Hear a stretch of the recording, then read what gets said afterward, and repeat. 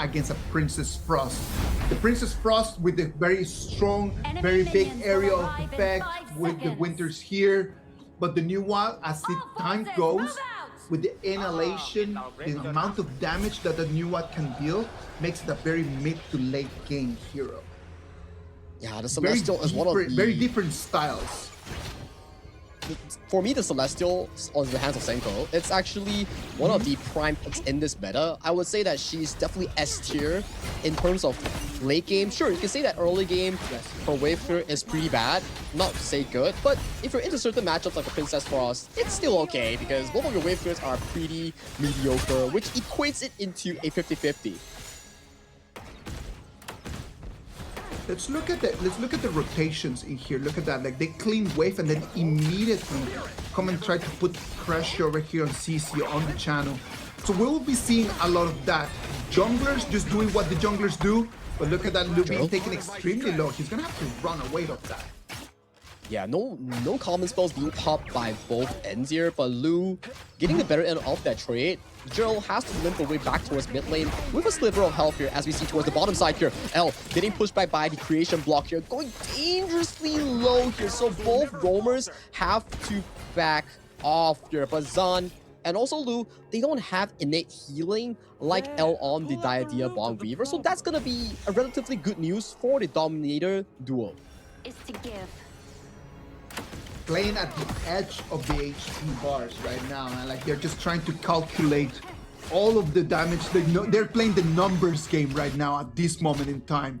Look at that, they've moved and it's already been a whole minute that they have had that 3v3 over there at the farm lane.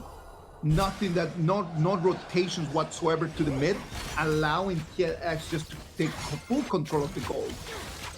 I think that's a scary thing about CC, right? Every single rotation that we've seen from KAGE is to suppress CC, making sure that Zan doesn't have a horrible time in farm lane. As long as Zan safely scales 3 items, then laning phase doesn't really matter. But if Zan falters in laning phase, that's gonna be a pretty big issue, especially if you're playing a hero that's super late game here. Lu checks the bush, has the invincible passive on towards the spell, doesn't get crowd control here. CC spawns the wolf pack here, forces Zan to back away towards safety here. We see this 3v3 yet again. Isaac is revolving around the farm lane. It's just revolving around here, and the problem is that FaZe cannot make it on time just to try to capitalize out of those fights, right? Like it's been very difficult for FaZe to really understand the timing of those little fights, because if he could actually come in with his ulti, he could have caught 1 or 2 kills at least. That's the thing, right? Whereby early game jungle actually doesn't gank that much. It's really revolving around the mid and roam to create chances for the team. And once after 4 minutes, that's where junglers start having the Axe of Torment, the first 2 items power spike.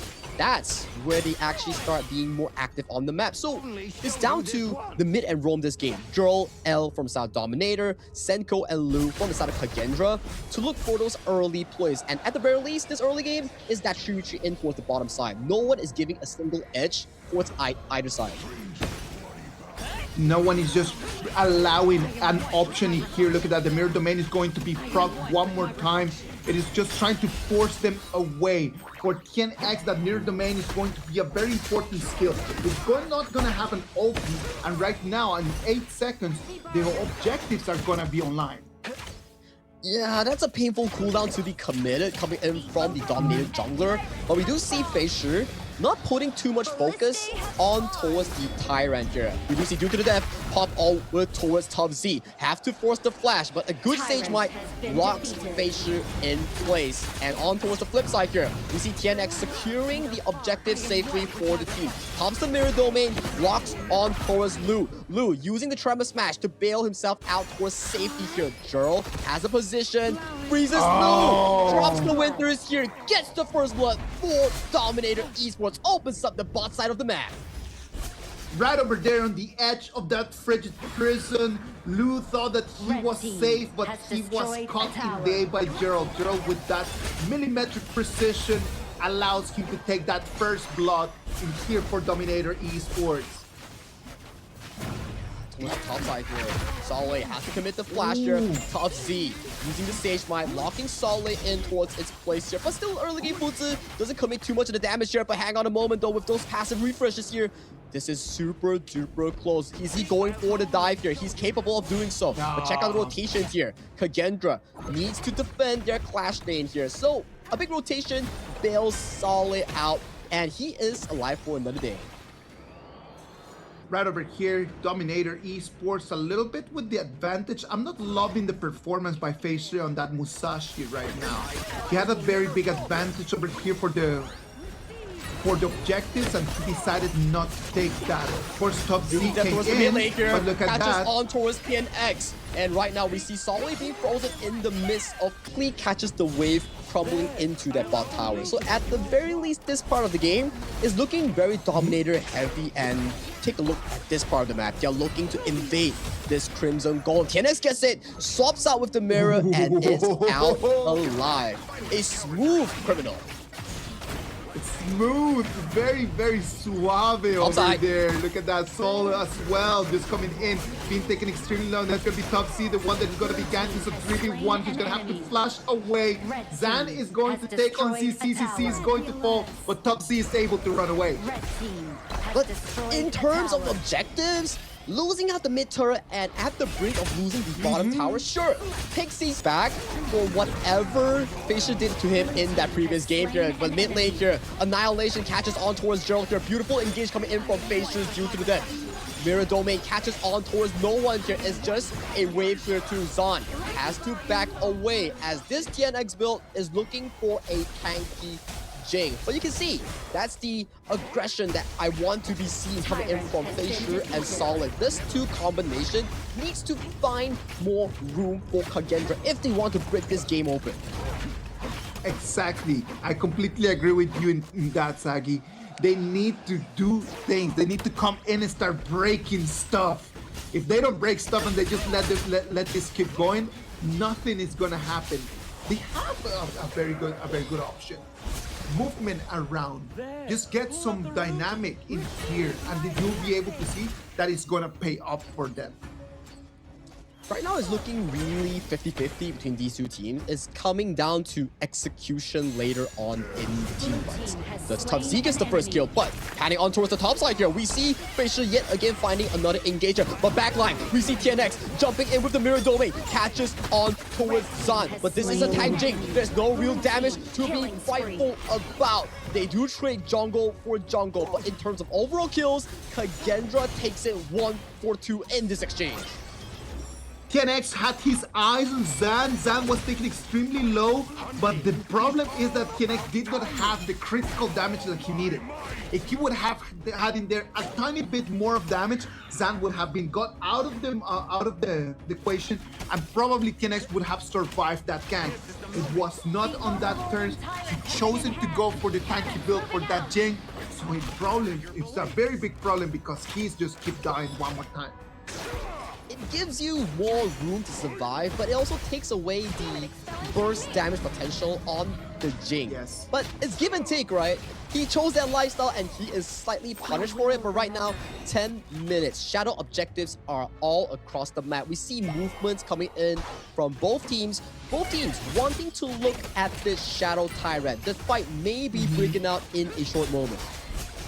Already 50% on that Shadow Tyrant, and then FaZe is so far away from the battle that it's gonna be free. It's gonna be a free Dark Tyrant for DMT. That was relatively an easy one with zero contention coming in from KAGE. Goalie-wise, they are down to 50-50, but FaZe gives up entirely of their control. Solid gets checked on that push. We do see a push being formulated by Dominator members on mid and top of this map.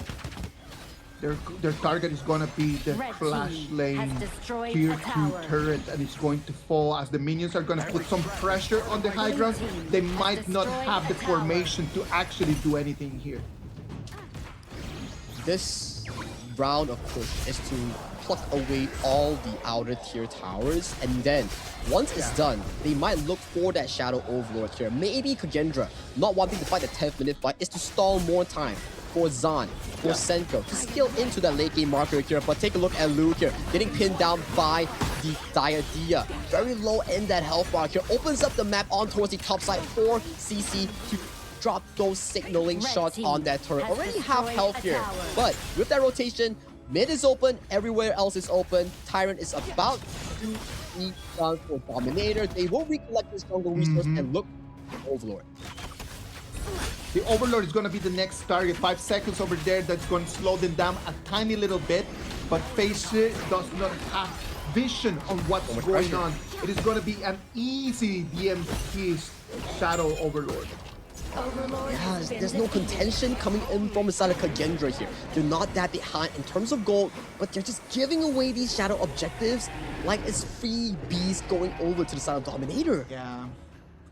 I'm so sorry, man. Like, it's just, it feels right now a tiny bit like KAGE does not have a possible answer to this more than just praying just for the time just to keep passing and just keep building on Zan. If Zan is to fall in one of these, in one of these battles to protect high ground, that's gonna be it for KAGE.